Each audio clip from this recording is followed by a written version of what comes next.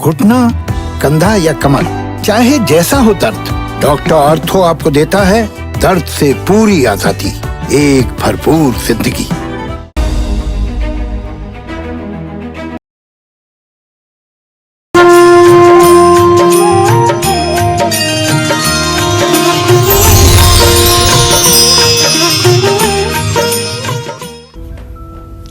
नमस्कार, आप देख रहे हैं रामनवमी पर कालचक्र की खास पेशकश। जय श्री राम। मैं हूं आपके साथ रोमिता तिवारी और मेरे साथ हैं प्रश्न कुंडली विशेषज्ञ पंडित सुरेश पांडे जी। पंडित जी, बहुत स्वागत है आपका कार्यक्रम। धन्यवाद। जब कष्ट रावण सा हो जाए तब राम को तो आना ही है। देखिए रामनवमी स्पेशल कालचक्र। जय श्री राम। जी हाँ, अब हर घर में आएंगे श्री राम, हर दिल में बसेंगे श्री राम, क्योंकि आज राम नवमी पर कालचक्र में पंडित सुरेश पांडे जी आपको बताएंगे कि कैसे अपने घर में राम दरबार रखने भर से, राम के नाम का जप करने भर से, अपनी राशि अनुसार राम जी की पूजा करने भर से आपके जन्म जन्म के पाप धुलेंगे, जन्म जन्म के कष्ट हारेंगे और आपके आने वाली कई पीढ़ियां कष्टों से मुक्त हो जाएंगे। तो श्री राम का नाम आप भी जपते रहिए और बने रहिए कालचक्र के साथ। साथ ही सबसे पहले आपको एक जरूरी सूचना हम दे दें। कुछ अराजक तत्व आजकल मोबाइल ऐप, व्हाट्सएप, फेसबुक और बाकी सोशल मीडिया की मदद से कालचक्र और पंडित सुरेश पांडे जी के नाम से ठगी कर रहे हैं, जो बेहद गलत है। कालचक्र कार्यक्रम में पंडित सुरेश पांडे जी से बात करने के लिए किसी भी तरह की फीस नहीं ली जाती है, हम आपको आगाह कर रहे हैं। साथ ही पंडित जी से पर्सनली मिलने के लिए आपको शो के आखिरी सेगमेंट में उनके कॉन्टैक्ट नंबर को दिया जाता है, जिस पर आपको कॉल करना होता है। इसलिए आप सभी दर्शकों से निवेदन है कि इस तरह से झांसे से खुद को बचाइए, इस तरह के झांसे में बिल्कुल मत आइए। फिलहाल अपनी चर्चा को हम शुरू करेंगे, उससे पहले जान लेते हैं आज का शुभ मुहूर्त। पंडित जी, आज का शुभ मुहूर्त क्या है? 21 अप्रैल 2021 दिन बुधवार। आज चैत्र शुक्ल पक्ष की नवमी तिथि है, जो रात में 12:35 तक रहेगी। इसके बाद 10वीं तिथि शुरू हो जाएगी। सुबह 7:59 के बाद से इस समय आश्लेषा नक्षत्र शुरू हो चुका है। सूल योग शाम 6:43 तक रहेगा। इसके बाद गंड योग शुरू होगा। आज रवि योग है, जो पूरे दिन रात रहेगा। आज रामनवमी है। आज माँ तारा की जयंती है और आज के कुछ अशुभ मुहूर्त भी हैं, जैसे राहु काल दोपहर 12 बजे से 1:30 बजे तक, यमगंड काल सुबह 9:05 तक, गुलिक काल सुबह 10:42 से दोपहर 12:20 तक रहेगा। चलिए अपनी चर्चा की शुरुआत कर लेते हैं। आज रामनवमी है और आज के शुभ दिन किस मुहूर्त में आपको पूजा करना चाहिए, साथ ही परिवार में सुख शांति बनी रहे, जीवन से हर परेशानी दूर हो जाए, इसके लिए आज के दिन कौन से तरीके आपको अपनाने हैं, कौन से उपाय आपको करने हैं, कैसे पूजा करनी है, आइए जानते हैं पंडित जी से। पंडित जी, आज बहुत बड़ा दिन रामनवमी है और आज के दिन किस तरह से हम पूजा अर्चना करें, क्योंकि हमारे दर्शक इंतजार कर रहे होंगे कि आज वो किस तरह से विशेष पूजा कर सकते हैं। तो जल्दी से बताइए कि आज पूजन विधि क्या होना चाहिए, कौन से उपाय करें आज रामनवमी पर कि दुख दूर हो जाए। देखो रोमिता, पहली बात तो ये, आज केवल बड़ा दिन नहीं, बहुत बड़ा दिन नहीं, आज संसार का सबसे बड़ा दिन है जी।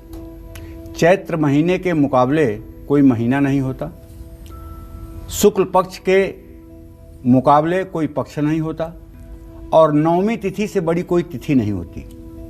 1 से लेकर के 9 तक के अंक होते हैं। जितने भी अंकों का मूलांक होता है, 9 मूलांक से ऊपर नहीं होता है।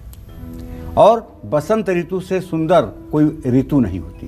तो आज बसंत ऋतु भी है, चैत्र मास भी है, नवमी तिथि भी है, और दुनिया के तारक और उद्धारक प्रभु श्री राम का जन्मदिन भी है जी। आज के दिन जो लोग प्रभु श्री राम का नाम भाव कुभाव अनख आलसहूं नाम जपत मंगल दिस दसहूं, भाव से, कुभाव से, आलस्य से और अनायास जिसके मुंह से राम नाम निकलेगा उसकी बन गई। तो एक बात बहुत ध्यान से कहना चाहूँगा कि आज राम जन्म है। गोस्वामी तुलसीदास जी क्या कहते हैं, जरा 2 लाइन उनकी सुन लीजिए। भय प्रगट कृपाला दीन दयाला कौशल्या हितकारी हर्षित महतारी मुनि मनहारी अद्भुत रूप विचारी लोचन अभिरामा तन घन श्यामा निज आयुध भुजचारी भूषण बनमाला नयन विशाला शोभा सिंधु खरारी। प्रभु श्री राम कैसे कौशल्या के सामने प्रकट हुए थे? बनमाला पहने हुए थे, 4 भुजाएं थी उनकी। भूषण बनमाला नयन विशाला शोभा सिंधु खरारी। तो सुन मात सुजाना रोदन ठाना होई बालक सुरभूपा। माता ने कहा कि हे पुत्र, कीजे शिशुलीला अति प्रियशीला, यह चरित अनूपा जे गावें ते न कबों हरिपद पद पावें। सुन मातु सुजाना रोदन ठाना होई बालक सुर भूपा, यह चरित जे गावहीं हरिपद पावहीं तेन परहि भव कूपा। तो कहने का मतलब, जो प्रभु श्री राम जी के जन्मदिन को, जन्म समय पर और राम जन्म को गाते हैं, वो लोग कभी भवकूप में नहीं पड़ते हैं, कभी भवसागर में नहीं पड़ते हैं। तो रामनवमी के महत्व को मैं क्या कहूँगा? 700 सरस्वती मिलकर के रामनवमी के महत्व को नहीं कह सकती। रामनवमी का आज अति पवित्र दिन है। पूरे हिंदुस्तान में ये मान्यता है कि जितने भी देवी देवताओं के मंदिर हैं, किसी देवी देवता का वास आज उनके मूर्ति में नहीं होता है, बल्कि सभी देवी देवता आज अयोध्या में जाकर के भगवान राम का जन्मदिन मनाते हैं। बचपन से मैं सुनता आ रहा हूँ कि विंध्यवासिनी माता रामनवमी के दिन अपने ध्वज में निवास करती हैं, अपने मूर्ति में निवास नहीं करती हैं, इसलिए कि उन्हें उस दिन भगवान श्री राम के अवध भूमि में जाकर के जन्मदिन मनाना होता है। इसी तरह से सभी देवी देवता अयोध्या में जाकर के, श्री अवध में जाकर के प्रभु श्री राम के जन्मदिन को मनाते हैं। तो भगवान राम का जन्म चैत्र शुक्ल पक्ष की 9वीं तिथि को दोपहर के समय हुआ था। ऐसी मान्यता है कि उस दिन पुनर्वसु नक्षत्र था, साथ ही चंद्रमा भी कर्क राशि में था और लगभग सभी ग्रह उच्च के थे। आज 9 साल बाद रामनवमी पर 5 ग्रहों का योग बन रहा है। भगवान श्री राम का जन्म कर्क लग्न में अभिजीत मुहूर्त में मध्याह्न 12 बजे हुआ था। संयोग बस आज आश्लेषा नक्षत्र, लग्न में स्वगृही चंद्रमा, सप्तम भाव में स्वगृही शनि, दसम भाव में सूर्य बुध और शुक्र की स्थिति है। रामनवमी की पूजा और हवन के लिए कुछ शुभ मुहूर्त हैं। गोस्वामी तुलसीदास जी क्या लिखते हैं? गोस्वामी तुलसीदास जी तुलसी शब्दार्थ प्रकाश, उनकी एक रचना है जो आजकल बहुत ही दुर्लभ है। मैं तो कहूँगा कि प्रिंटिंग प्रेस वाले अगर ये रचना पाएँ तो इसको इन्हें प्रिंट करना चाहिए। इसमें बहुत जानकारी की बातें हैं, लेकिन तुलसी शब्दार्थ प्रकाश इस समय पहुँच से बाहर है। उसमें तुलसीदास जी ने लिखा है, 4 ग्रह हिम कर सहित पड़े चक्र जगमाय, बिना राम के जन्म के हो योग यह नाय। चंद्रमा स्वगृही हो और कम से कम 3 ग्रह उच्च के हों तो ऐसी स्थिति बिना राम के जन्म के यह योग नहीं बनता है। तो आज सुबह 11:03 से दोपहर 1:33 तक और दोपहर 12:20 से नवमी मध्याह्न मुहूर्त है। रामनवमी पर श्री राम की पूजा अर्चना करने से विशेष फल मिलता है। रामनवमी के दिन श्री राम का जन्म हुआ था। अरे एक बात तो जान लो, हम मनुष्य हैं इसलिए कहते हैं राम का जन्म हुआ था, लेकिन राम का जन्म नहीं होता है, राम प्रकट होते हैं। हनुमान जी ने पूछा कि तो श्यामल गौर शरीरा, आप लोग इस श्याम गौर वर्ण के कौन लोग हैं, कहाँ घूम रहे हैं? तो भगवान राम ने वहाँ कहा था, कौशलेश दशरथ के जाए, हम पितु वचन मानि बन आए। हम अवधेश दशरथ के यहाँ पैदा हुए। जबकि गोस्वामी तुलसीदास जी क्या लिखते हैं बालकांड में? भय प्रगट कृपाला, यहाँ प्रगट लिख रहे हैं, ये नहीं लिख रहे हैं कि पैदा हुए, प्रगट लिख रहे हैं। भय प्रगट कृपाला दीन दयाला कौशल्या हितकारी। प्रभु तो प्रकट होते हैं। विप्रधेनु सुर संत हित लीन मनुज अवतार, निज इच्छा निर्मित तनु माया गुण गोपार। अपने घर में राम दरबार की तस्वीर या प्रतिमा अगर आज तक नहीं है तो आज जरूर स्थापित कर लीजिए। पूर्व या पश्चिम दिशा की ओर मूर्ति का मुंह करके सुगंधित द्रव्यों से राम दरबार को साफ करके चंदन, हल्दी, कुमकुम, तिलक लगा करके पीले लाल फूलों की माला अर्पित करें। भगवान श्री राम को खीर या मेवे की खीर बना करके उसका भोग लगाएं। राम रक्षा स्तोत्र का पाठ जरूर करें। राम दरबार की 3 परिक्रमा करें। अगर परिक्रमा मंदिर पर संभव नहीं है तो जहां खड़े हैं वहीं से क्लॉकवाइज 3 बार आप घूम जाएं, प्रभु श्री राम की परिक्रमा हो जाएगी। रामनवमी पर राम मंत्र क्या है भाई? ओम रांग रामाय नमः, यह तारक मंत्र है। तारक मंत्र 6 अक्षरों का मंत्र जो है तारक मंत्र है, ओम रांग रामाय नमः। और सबसे बड़ा मंत्र है राम। ऋतु रसाणाम मूर्धा उपपद्मान्या नाम ओष्ठौ। जब र कहते हैं आप, य र ल व, र जब आप कहते हैं र, तो आपकी जीभ आपके तालू के ऊपर के दांत के पीछे जाकर के चिपकती है र। और जब म कहते हैं तो ओठ आपका बंद हो जाता है। अर्थात ब्रह्मांड की शक्ति आपके शरीर में समावेश करती है र कहने पर, और म कहने पर वह शरीर में शक्ति आपके संचित हो जाती है।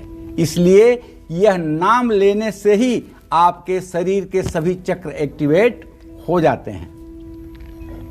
हनुमान चालीसा, बजरंग बाण, सुंदरकांड का पाठ करने से न सिर्फ आज अक्षय पुण्य मिलेगा बल्कि धन संपदा भी बढ़ती है। भगवान राम के किसी भी नाम या मंत्र का जप करने से, तुलसी या चंदन की माला से जप करने से मनोकामना पूरी होती है। एक बात और बता दूं आपको, माँ दुर्गा, पार्वती, देवियां, इनसे हिमालय ने पूछा था कि हे देवी, तू सबसे ज्यादा किसके ऊपर प्रसन्न होती हो? तो देवी ने जवाब दिया था, जो मेरे भक्तों की सेवा करते हैं, जो मेरे भक्तों का आदर करते हैं, मैं उनके ऊपर सबसे पहले प्रसन्न होती हूँ। अर्थात आज चैत्र शुक्ल पक्ष की रामनवमी नवरात्र का आखिरी दिन है। जो लोग भगवती की पूजा आराधना में लगे हुए हैं, 9 दिनों का व्रत कर रहे हैं, पूजा पाठ कर रहे हैं, दुर्गा सप्तशती का पाठ कर रहे हैं, देवी भागवत का पारायण कर रहे हैं, ऐसे लोगों की यदि सेवा शुश्रूषा करने का मौका आपको मिल जाए तो आप भी पुण्य के भागीदार हो सकते हैं। उसी तरह से भगवान ने सबरी से कहा है, सातम मोहिसम मैं जग देखा, मोते अधिक संत करी लेखा। 7वीं भक्ति मेरी ये है कि मुझ में इस संसार को देखो और मुझसे ज्यादा मेरे भक्तों का सम्मान करो। सातम मोहिसम मैं जग देखा, मोते अधिक संत करी लेखा। जो राम का भक्त है ना, उसके भक्त बन जाइए तो आपका कल्याण होने में क्षण भर नहीं लगेगा। राम के भक्त कौन हैं? हनुमान है।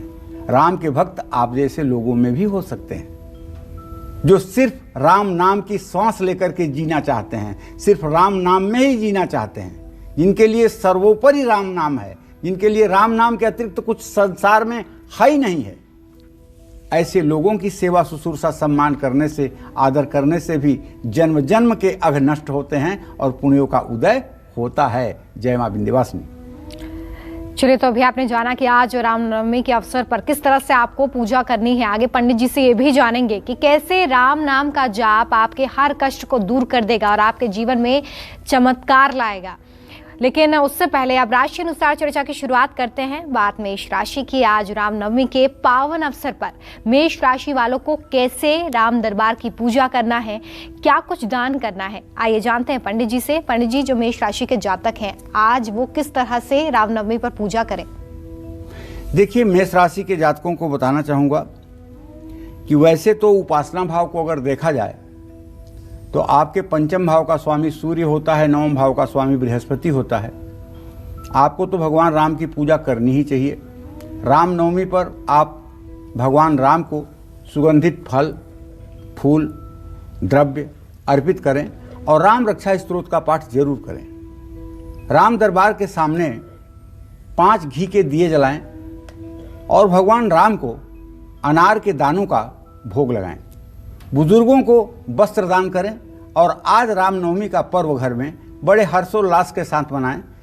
ज़्यादा से ज़्यादा श्रद्धालुओं में प्रसाद वितरण का कार्यक्रम आयोजित करें। प्रसाद वितरण के कार्यक्रम में पंचामृत और पंजीरी का अगर आयोजन किया जाए तो यह सर्वोत्तम होगा। और राम जन्म जो गोस्वामी तुलसीदास जी ने रामचरितमानस में लिखा है उसका गायन जरूर करें और पूरे दिन प्रभु श्री राम के चरित्र का अपने मन में स्मरण करते हुए पूरे दिन व्यतीत करें। जय मां विंध्यवासिनी। तो देखिए पंडित जी आपको उपाय जरूर बता रहे हैं, लेकिन ऐसे में पूजा करने के दौरान कोरोना प्रोटोकॉल्स को जरूर ध्यान में रखें। सोशल डिस्टेंसिंग, 2 गज की दूरी बहुत जरूरी है, इसका विशेष ध्यान रखिएगा पूजा के दौरान। आज रामनवमी के पावन अवसर पर वृषभ राशि वालों को कैसे पूजा करनी है राम दरबार की, क्या खास उपाय करने हैं, क्या दान करना है, जानते हैं पंडित जी से। पंडित जी, वृषभ राशि के जातक भी इंतजार कर रहे हैं, उन्हें बताइए कि क्या आज विशेष दान कर सकते हैं। देखिए, वृषभ राशि भी अपने आप में एक विशिष्ट राशि है। पहली बात तो ये चंद्रमा की उच्च राशि है। दूसरी बात, इस राशि में भगवान श्री कृष्ण ने अवतार लेकर के, जन्म लेकर के इस राशि का मान और बढ़ा दिया। ये भगवान श्री कृष्ण की जन्म राशि है वृषभ राशि। आज अगर आपकी वृषभ राशि है तो रामनवमी पर राम दरबार की पूजा सहृदय करिए, राम स्तुति का पाठ करिए, फल फूल चढ़ाइए, जो भी आपके पास शक्ति सामर्थ्य है उसे आप समर्पित करिए। हो सके तो रसगुल्ले का भोग लगाइए और राम दरबार के सामने 8 दिशाओं में 8 घी के दिए जलाइए। राम जी की मूर्ति पर पीले रंग की चुनरी चढ़ाइए और किसी वृद्धाश्रम में वृद्धों के भोजन करने की कुछ व्यवस्था जरूर करवाइए। इससे आपका जीवन धन्य हो जाएगा और सचमुच में पूरे वर्ष आप आनंद से जीवन व्यतीत करेंगे। जय मां विंध्यवासिनी। और देखिए, राम नाम में बहुत शक्ति है। राम नाम के जाप से हर कष्ट दूर हो जाता है। तो चलिए आज रामनवमी पर पंडित जी से जानते हैं कि कैसे राम नाम का जाप हमारे जीवन में चमत्कार कर सकता है, हमें रोग और दोषों से मुक्ति दिला सकता है। पंडित जी, चमत्कार अपने जीवन में सभी चाहते हैं और ऐसे में आज रामनवमी पर राम नाम का जाप कैसे करें कि जीवन में सुख शांति बनी रहे, सभी तरह के दोष और कष्ट दूर हों, जल्दी से बताएं। इस संपूर्ण सृष्टि में राम नाम जैसा समृद्धशाली कोई नाम नहीं है। जो लोग हमेशा बीमार रहते हैं, हल्का बुखार लगा रहता है, मुंह में थूक नहीं बनता है, मन बेचैन रहता है, भविष्य को लेकर डरे रहते हैं, ऐसे लोगों को कहना चाहूंगा, मन ही मन तुलसी की माला गले में धारण करके राम राम राम राम राम राम करने का अभ्यास करें। निश्चित रूप से एक ऐसा समय आएगा जब आपके जीवन का रोग शोक नष्ट हो जाएगा। आपको नहीं जानकारी हो तो मैं बताना चाहूँगा, बनारस में एक राम रमापति बैंक है, जहाँ पर लोग राम नाम लिख करके ले जा करके फिक्स डिपॉजिट करते हैं और जब कोई विपत्ति आती है तो राम रमापति बैंक से जा करके राम नाम लोन भी लिया जाता है और उससे तत्काल लोगों का कल्याण भी होता है। सबसे बड़ी बात यह है, जो आश्चर्य हमने देखा है, राम रमापति बैंक में ट्रकों राम नाम लिख करके रखा हुआ है, लेकिन एक भी चूहा जा करके वहां राम नाम को कुतुरन नहीं लगाता है। अगर आपके पास भी समय है तो आप ज़्यादा नहीं 1 लाख राम नाम लिख करके और जब भी काशी जाएं तो अपना भी राम नाम आप राम रमापति बैंक में जमा करें। जो लोग हमेशा बीमार रहते हैं उनको मन ही मन राम नाम का जप करना चाहिए। राम नाम का सुबह शाम कम से कम 108 बार जप करने से सेहत में सुधार तो होगा ही, राम नाम का चलते फिरते जप भी किया जा सकता है। हमारे यहाँ तो नमस्कार की परंपरा को राम राम में बदला गया, राम राम राम राम राम राम, भला इसी बहाने राम नाम हो जाए। बरगद के पत्ते पर केसर से राम लिख करके अगर आप अपने वॉलेट या पर्स में रखते हैं तो इससे आपको आर्थिक समृद्धि मिलती है। राम नाम के जप से शनि पीड़ा से मुक्ति मिलती है और राम नाम के जप से मांगलिक कार्य सफल होते हैं। जानते हैं, राम नाम एक ऐसा नाम है जिसका वर्णन अगर प्रभु श्री राम खुद करना चाहें तो शायद मैं समझता हूं कि वो भी सक्षम नहीं होंगे, क्योंकि कई बार हनुमान जी ने ये प्रूफ किया है कि राम नाम बड़ा है, राम बड़े नहीं है। कई बार हनुमान जी ने प्रूफ किया, लेकिन उन कथाओं पर अगर जाऊंगा तो कार्यक्रम का तारतम्य टूटेगा। इसलिए इतना ही कहना चाहता हूं कि राम का नाम विश्व में सर्वोपरि है। और देखिए, एक बेहद ज़रूरी जानकारी आप सभी के लिए। कुछ अराजक तत्व आजकल मोबाइल ऐप, व्हाट्सएप, फेसबुक और बाकी सोशल मीडिया की सहायता से कालचक्र और पंडित सुरेश पांडे जी के नाम से ठगी कर रहे हैं, जो बेहद गलत है। कालचक्र कार्यक्रम में पंडित जी से बात करने के लिए किसी भी तरह की कोई फीस नहीं ली जाती है। साथ ही पंडित जी से पर्सनली मिलने के लिए आपको शो के आखिरी सेगमेंट में उनके कॉन्टैक्ट नंबर दिए जाते हैं। इसलिए आप सभी दर्शकों से निवेदन है कि इस तरह के झांसे से खुद को बचाइए, बहुत सतर्क रहिए। फिलहाल बात करते हैं मिथुन राशि की। आज रामनवमी के अवसर पर मिथुन राशि के जातक किस तरह से राम दरबार की पूजा करें, क्या दान करें, क्या खास उपाय करें, आइए जानते हैं। पंडित जी, अब मिथुन राशि के जो हमारे जातक हैं उनको बताइए कि वो किस तरह से भगवान राम की आज पूजा करें ताकि उनका भी कल्याण हो। देखो रोमिता, 2 बार आपने बताया। मैं कहना चाहूंगा ये क्रम आज से नहीं, लगभग 2 सालों से कालचक्र के नाम पर फेसबुक बना करके, कालचक्र के नाम पर मोबाइल ऐप बना के, कालचक्र के नाम पे यूट्यूब में मतलब ऐसा प्रस्तुत किया जाता है। मेरी एक 15 साल पहले की फ़ोटो है जिसे लगा करके उसमें दोनों तरफ जिसमें ऐसे दुपट्टा लपटा हुआ है, और लोग 699 रुपये जमा करिए, 500 रुपये जमा करिए, पंडित जी से आपको 5 मिनट बाद बात करवा देंगे। इस तरह की बातें होती हैं और बाद में आप ठगे जाते हैं। मैं आपसे यही कहना चाहता हूं कि अगर कार्यक्रम में आप बात कर रहे हैं तो यहाँ किसी प्रकार का कोई शुल्क नहीं लिया जाता। एक बात जो मुझे नहीं बताना चाहिए आज बता रहा हूँ, वो भी सुन लीजिए। हम पहले पत्र मंगवाते थे आपसे और पत्र में से लकी कुंडली विजेता चुनते थे, लेकिन कुछ दर्शकों ने पत्र में भी पैसा डालना शुरू कर दिया ताकि मेरा सिलेक्शन हो जाए। इसलिए पत्र तुरंत बंद करवा दिया गया और ईमेल के कार्यक्रम से अब हम लोगों का जो भी मतलब कि प्रश्न है उसे लेने लगे। केवल पत्र में पैसा भेजने के कारण पत्रों को बंद कर दिया गया। पत्र में कुछ लोग 51 रुपये, 101 रुपये, 501 रुपये डाल करके भेज देते थे। तो मैं आप सभी से यही कहना चाहूँगा कि कार्यक्रम के बीच में बात करने के लिए किसी प्रकार की कोई धनराशि नहीं ली जाती है, न चैनल लेता है न मैं लेता हूँ। हाँ, अगर मुझसे आप पर्सनल कोई सेवा या सहायता चाहते हैं तो हमारे मोबाइल नंबर कार्यक्रम के अंत में दिखाए जाते हैं और एक हमारी वेबसाइट है www.ptsureshpande.in। इस पर पूरी जानकारी आपको है। मेरे नाम से अकाउंट है, पटेल नगर में है, दिल्ली में है, उस पर आप कांटेक्ट कर सकते हैं। लेकिन इस तरह के धोखेबाजों के चक्कर से अगर आप बचे तो अच्छा होगा। देखिए, मिथुन राशि वालों के बारे में कहना चाहूँगा कि आज आपको भगवान राम के तारक मंत्र का जप करना चाहिए। ओम रांग रामाय नमः। इंद्रकृत राम रक्षा स्तोत्र का पाठ करना चाहिए। काजू की मिठाई का भोग लगाना चाहिए। राम दरबार के सामने घी के 9 दिए जलाने चाहिए और किसी नेत्रहीन विद्यालय में जाकर के बच्चों के लिए यथाशक्य जो भी सुविधा सामग्री हो सकती है आपको दान करना चाहिए। जय मां विंध्यवासिनी। आज रामनवमी है और ऐसे में आज पंडित जी हमें बता रहे हैं कि कैसे राम नाम के अलग अलग जाप से अलग अलग परेशानियां दूर होती हैं। जिन लोगों की शादी में रुकावट आ रही है उनको भगवान राम के किस नाम का जाप करना चाहिए, आइए जानते हैं पंडित जी से। पंडित जी, वैसे तो आप कई उपाय बताते हैं कि शादी में अगर अड़चनें आ रही हैं तो क्या खास उपाय करने हैं, लेकिन आज खास दिन, बड़े दिन, पवित्र दिन, कैसे भगवान राम नाम का जाप सारे कष्टों को दूर कर देगा और शादी में आ रही अड़चनों को दूर करेगा, इसके बारे में बताइए। कोई खास उपाय, कोई खास दान है इसके लिए? देखो, ऐसा है, प्रभु श्री राम हर प्रकार से लोगों की मनोकामना को पूर्ण करते हैं। ये पूर्ण काम है। ऐसा कुछ इस चराचर जगत में नहीं है जो प्रभु श्री राम के स्मरण से, ध्यान से, उनके नाम संकीर्तन से न पूरा होता।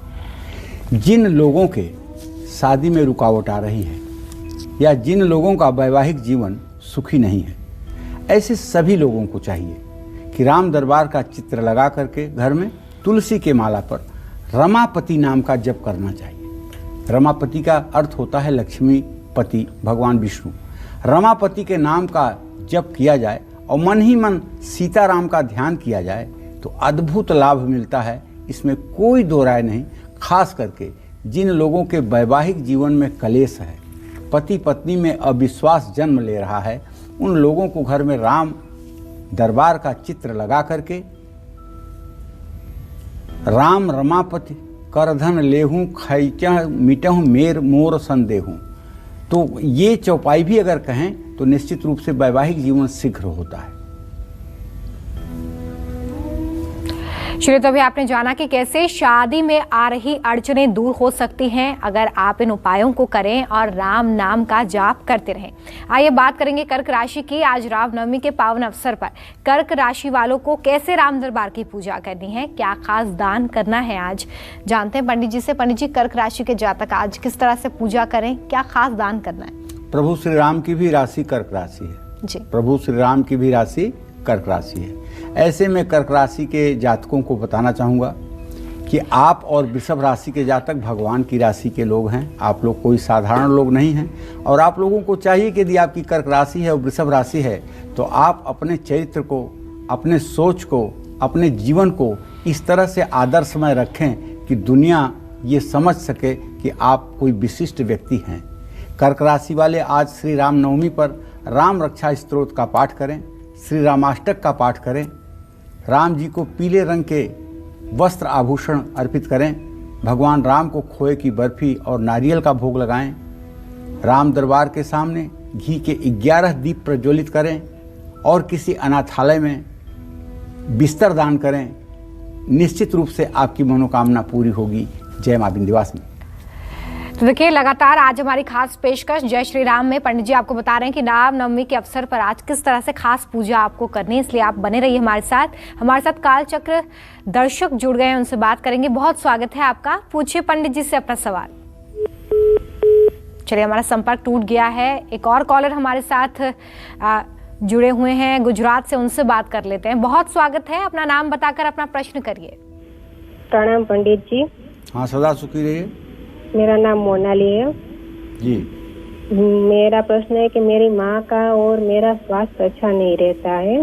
मेरी माँ का बर्थ डेट है 5 सितंबर 69, समय 5:58 के शाम को, और मेरा है 1 नवंबर 91, सुबह 4:25 को। स्वास्थ्य अच्छा नहीं रहता है पंडित जी। मोनाली, मैं देख पा रहा हूँ बेटा कि आपने जो प्रश्न किया है अपनी मम्मी के सेहत के लिए और अपनी सेहत के लिए, तो तुम्हारे रोग स्थान में तो प्रश्नकाल में शनि बैठा हुआ है। तुम्हें तो नसों में खिंचाव होता है, नसें सूख जैसी रही हैं और हर समय चेहरा में उदासी बनी रहती है और कुछ भी काम करने का मन नहीं होता, नसों में खिंचाव बना रहता है।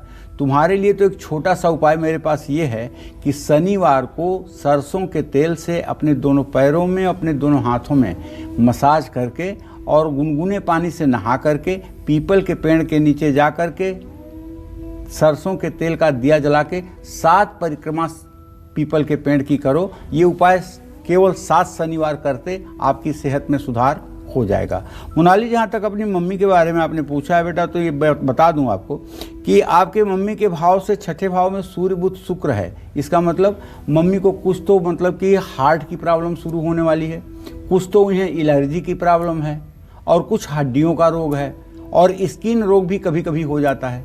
तो ऐसे में अगर आपकी माता जी मंगलवार को 5 किलो गेहूं का आटा, 1 किलो गुड़, 3 मीटर लाल कपड़ा, 1 किलो लाल मसूर और 1 तांबे का लोटा किसी मंदिर में दान करें तो उनकी सेहत में भी सुधार होगा। वैसे उन्हें अनंत मूल की जड़ लाल धागे में बांध करके गले में धारण करना चाहिए, इससे उन्हें राहत मिलेगी। चलिए, आगे बढ़ाएंगे चर्चा को। पंडित जी, आज जो सिंह राशि के जातक हैं वो किस तरह से पूजा करें? देखिए, सिंह राशि के जातकों को बताना चाहूँगा कि अगर आपकी सिंह राशि है, आज के पवित्र दिन का अवसर आपके हाथ में आया है, तो आप भगवान राम और माता सीता की प्रतिमा के सामने बैठ करके सुंदरकांड का पाठ करिए। गुड़ और बेल का फल प्रभु श्री राम के सामने नैवेद्य के रूप में अर्पित करिए। राम दरबार के सामने घी के 8 दिए 8 दिशाओं में जलाइए और किसी गौशाला में जा करके अन्नदान करने की कोशिश करिए। जय मां विंध्यवासिनी। और जिन लोगों के पास कोई काम नहीं है या जिन लोगों के पास काम है लेकिन उससे उनको कोई फायदा नहीं हो रहा है, तो ऐसे लोगों को भगवान राम के किस नाम का जाप करना है और क्या सही विधि है जाप करने की, आइए जानते हैं। पंडित जी, ये अभी एक बहुत बड़ी समस्या बनी हुई है क्योंकि कोरोना काल भी है, बहुत सारे लोगों के पास इस वक्त रोजगार नहीं है, कुछ लोगों के पास व्यापार अगर शुरू भी है तो फायदा उतना नहीं हो पा रहा है। तो आज रामनवमी पर ऐसे लोग किस तरह से भगवान राम का जाप करें और क्या विधि है, सही विधि क्या है? देखो रोमिता, एक बात तो कहना चाहूँगा सभी अपने दर्शकों से हाथ जोड़ करके, भगवान व्यापार की चीज़ नहीं है और ना ही भगवान से आप उम्मीद करिए कि वो आपके घर में ले आकर के राशन भरेंगे और ना ही आप ये उम्मीद करिए कि भगवान आपके घर में आकर के पैसे की थैली खोलेंगे। भगवान का स्मरण आप इसलिए करते हैं कि आपका जन्म जन्मांतर ठीक हो जाए, आपको सद्बुद्धि मिले और आप कर्म करें। और अगर आप पूजा पाठ करते हैं और आपको कष्ट मिलता है और आप ये कहते हैं कि धर्म में कोई कुछ जान नहीं है, धर्म से कोई मतलब नहीं है और भगवान इतना करने के बाद भी क्या दे रहे हैं, पापियों को तो बहुत बढ़ा रहे हैं, हम लोगों को बहुत कष्ट दे रहे हैं, इस तरह की बातें ना करें। नौकरी नहीं है, व्यवसाय नहीं है, ये अपने प्रारब्ध का फल है। हमने जो प्रारब्ध किया है उसके हिसाब से हमें भोगना पड़ रहा है। प्रभु श्री राम और भगवान श्री कृष्ण भी इस धरती पर आए तो प्रारब्ध के वशीभूत होकर के उन्हें भी ऊंचे नीचे दिनों को देखना पड़ा। तो ऐसे में भगवान को व्यापार की वस्तु ना समझिए। मेरा हाथ जोड़कर आपसे यही निवेदन है, जिस भी नौकरी में आप हैं, जहां हैं, उसी को काम को आप पूजा समझ करके और काम करते रहें और फल की चिंता न करें। अगर परेशानियों का सामना करना पड़ रहा है तो वो भी श्री हरि कृपा मान करके उसे आप झेल लीजिए और मन ही मन जब आपको कष्ट मिले अवधेश अवधेश अवधेश इस तरह से अपने मन में उच्चारण करिए। निश्चित रूप से आपके कठिनाई का सहज मार्ग आपको मिल जाएगा और आप सुखी जीवन जीने लगेंगे। लेकिन भगवान को व्यापार की वस्तु न समझिए कि भगवान का मैंने 5 बार नाम ले लिया तो भगवान मेरे लिए कुछ कर दें। भगवान व्यापार की वस्तु नहीं है। हाँ, सुबह की जगह अगर शाम को ये अवधेश नाम का जप किया जाए तो शायद और भी ज़्यादा प्रभावकारी हो जाता है। तो देखिए, अभी आपने जाना कि अगर आपके पास रोजगार नहीं है, नौकरी नहीं है या नौकरी होने के बावजूद आप परेशान हैं, तो किस तरह से आप राम नाम का जाप कर सकते हैं, सही विधि भी पंडित जी ने आपको बताई है, तो ज़रूर इसका ध्यान रखिए। आगे बढ़ाएंगे चर्चा को और बात कन्या राशि की करते हैं। कन्या राशि के जातकों को आज रामनवमी के अवसर पर किस तरह से राम दरबार की पूजा करनी है, क्या दान करना है, क्या खास उपाय करना है, आइए पंडित जी से जानेंगे। पंडित जी, कन्या राशि के जो जातक हैं वो किस तरह से आज विशेष पूजा करें? देखिए, कन्या राशि के जातकों को बताना चाहूँगा कि आज श्री राम जन्म है, आज श्री राम नवमी है, आज श्री अवध में क्या पूछना है। तो आज आप भी राम दरबार का चित्र अगर आपके सामने है या कहीं प्रभु श्री राम का श्री विग्रह है जहाँ राम, जानकी, लक्ष्मण, हनुमान सबके चित्र हैं, मंदिर है, प्राण प्रतिष्ठा मूर्ति है, तो वहाँ आप जाकर के विधिवत आवाहन, आसन, पाद्य, अर्घ, आचमनी से पूजन करके प्रभु श्री राम को सुगंधित द्रव्य अवश्य अर्पित करें। श्री राम मंगलाशासनम का पाठ करें। राम जी को तुलसी के पत्ते, मीठे चावल और नाशपत्ती का भोग लगाएं। राम दरबार के सामने अखंड दीपक जरूर जलाएं 24 घंटे के लिए। जय मां विंध्यवासिनी। राम नाम के जाप से कैसे संतान सुख मिल सकता है, बच्चों का प्यार मिलता है, आइए जानते हैं पंडित जी से। पंडित जी, संतान सुख के लिए किस तरह से भगवान राम की आज पूजा की जा सकती है, कैसे भगवान राम खुश होंगे और संतान प्राप्ति हो सकती है? मनु और शत्रुपा ने तपस्या किया था, तो भगवान जब प्रकट हुए थे तो मनु शत्रुपा ने वर मांगा था कि आप जैसा ही संतान चाहिए। भगवान ने कहा कि मुझ जैसा संतान तो मुझे ही आना पड़ेगा, तो मैं ही राम रूप में आऊँगा आपके यहाँ। वही लोग कौशल्या और दशरथ हुए, प्रभु श्री राम उनके यहाँ आए। संतान सुख की प्राप्ति के लिए भगवान श्री राम के कौशल नंदन या कौशल्या नंदन के नाम का मन में जप करना चाहिए। यह जप गर्भिणी महिलाओं को जरूर करना चाहिए। जो लोग बच्चे को जन्म देने वाली महिलाएं हैं उन्हें अपने मन में हर समय कौशल्यानंदन कौशल्यानंदन कौशल्यानंदन इस तरह का जप करना चाहिए। श्री राम के बाल स्वरूप का ध्यान करना चाहिए। संतान सुख की प्राप्ति के लिए श्री राम के बाल स्वरूप का चित्र अपने सामने रखना चाहिए। खीर में तुलसी के पत्ते डालकर भोग लगाना चाहिए। भगवान राम के चरणों में राम राम कहते हुए तुलसी के पत्ते भी अर्पित करना चाहिए। जानते हैं भगवान राम का, यदि आप गर्भिणी हैं, संतान को जन्म देना चाहती हैं, तो कल्पना करिए कि प्रभु श्री राम 15 महीने के हैं और वो राजा दशरथ के आंगन में चल रहे हैं। ठुमुक चले रामचंद्र बाजई पैजनिया, ठुमुक चले रामचंद्र। वो ठुमुक ठुमुक चल रहे हैं और उनके पैरों में जो चांदी के पायल है वो झुन झुन की आवाज़ से बज रही है। कौशल्या आदि माताएं देख करके प्रसन्न हो रही हैं, राजा दशरथ पीछे पीछे दौड़ रहे हैं। तो अगर ये चीज़ आप रोज़ इमेजिन करेंगी तो निश्चित रूप से आपके होने वाले संतान में भी अच्छे संस्कार रहेंगे। आज रामनवमी पर कैसे तुला राशि के जातक पूजा करें, आइए जानते हैं पंडित जी से। पंडित जी, जो तुला राशि के जातक हैं वो रामनवमी पर आज भगवान राम को कैसे प्रसन्न करें? देखिए, तुला राशि के जातकों को बताना चाहूँगा, तुला माने होता है तराजू, और आप तो एकदम संयम के प्रतीक हैं। तो ऐसे में आज रामनवमी पर प्रभु श्री राम को मलया गिर चंदन और केसर मिलाकर के चंदन बनाइए और चंदन का लेप उनके श्री विग्रह पर करिए। श्री राम प्रेमाष्टकम का पाठ करिए और भगवान राम को कलाकंद की मिठाई और सेब का भोग जरूर लगाइए। राम दरबार के सामने घी के 4 दिए जलाइए और सामाजिक स्थान पर, सार्वजनिक स्थान पर लोगों के पीने के लिए स्वच्छ पानी की व्यवस्था करिए। इससे आपका कल्याण होगा। जय मां विंध्यवासिनी।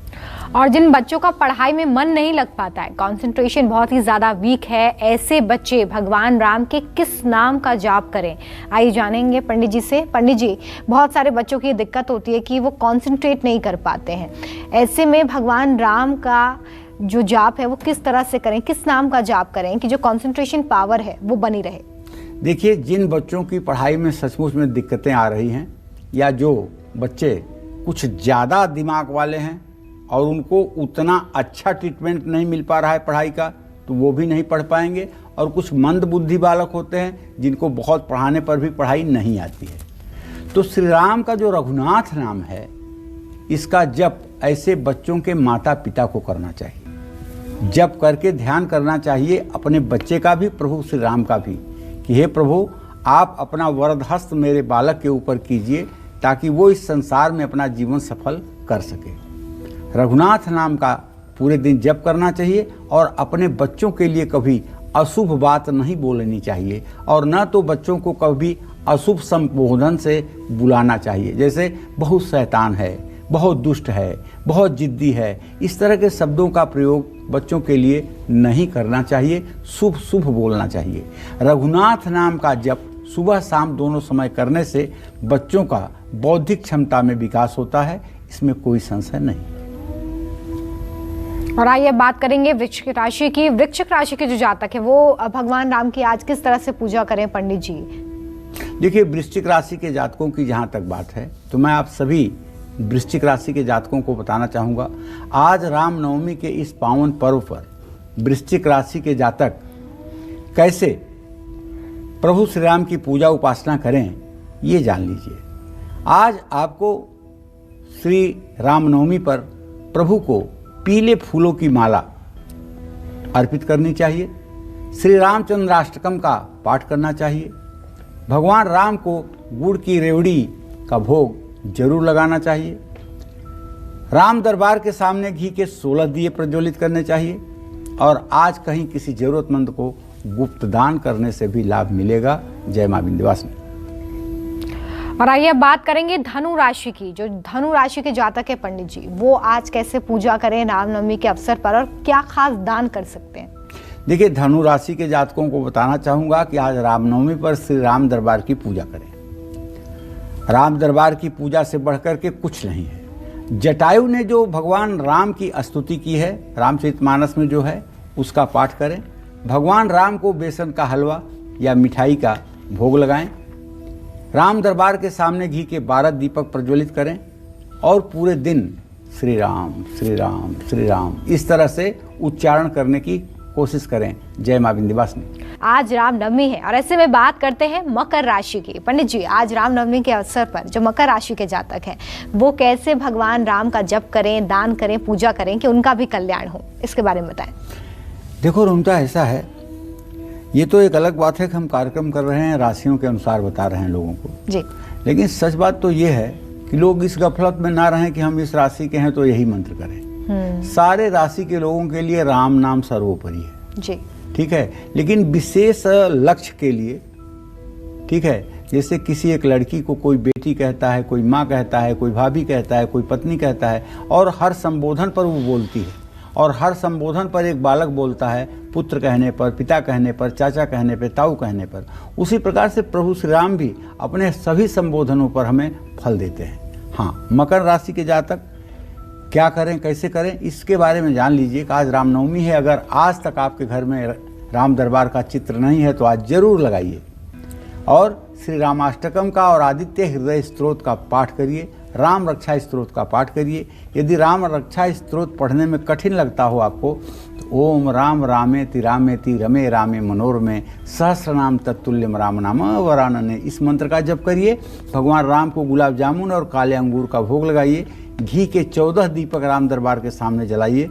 और किसी गरीब आदमी के लड़की की शादी में मदद भी करना चाहिए। और अगर आपकी मकर और कुंभ राशि है और आप नासिक में रहते हैं तो वहाँ काले राम का दर्शन करना भी आपकी मनोकामना पूरा करेगा। तो आइए कुंभ राशि की बात कर लेते हैं। पंडित जी, कुंभ राशि के जो जातक हैं वो किस तरह से पूजा आज कर सकते हैं? देखिए, कुंभ राशि के जातकों को तो बहुत स्पष्ट सी बात है कि सीताराम की एक साथ पूजा करें और भगवान राम के सामने बैठ करके सुंदरकांड के साथ श्री राम रक्षा कवच का पाठ करें। भगवान राम को चीकू एक फल होता है, उसका भी भोग लगा सकते हैं। और सुंदरकांड की 18 किताबें मंदिरों में दान करें। जय मां विंध्यवासिनी। देखिए, विशेष दान कुंभ राशि के जातक कर सकते हैं। और अब बात मीन राशि की करते हैं। आज रामनवमी पर अगर आप मीन राशि के जातक हैं तो कैसे पूजा करें, पंडित जी बताइए। देखिए, मीन राशि के जातकों को बताना चाहूँगा कि आज श्री रामनवमी पर श्री राम जी की स्तुति करिए, पूरे हृदय से समर्पित हो जाइए। रामायण का जो बाल कांड है, अयोध्या कांड है, उसका हो सके जितना संभव हो सके पाठ करिए। भगवान राम को जलेबी केले का भोग लगाइए और उसे श्रद्धालुओं में बांटिए। राम दरबार के सामने घी के 21 दीपक जलाइए। आज शाम को ऐसा बना दीजिए कि जैसे दिवाली है। तो किसी मंदिर के निर्माण में भी मदद करिए। ये सब काम अच्छे कार्य आपको उन्नति दिलाएंगे। जय मां विंध्यवासिनी। बात करते हैं रामचरितमानस की। कैसे रामचरितमानस के पाठ से आपकी कुंडली में बैठे 9 ग्रहों के दोष दूर हो जाएंगे, आइए जानते हैं पंडित जी से। पंडित जी इसके बारे में बताइए।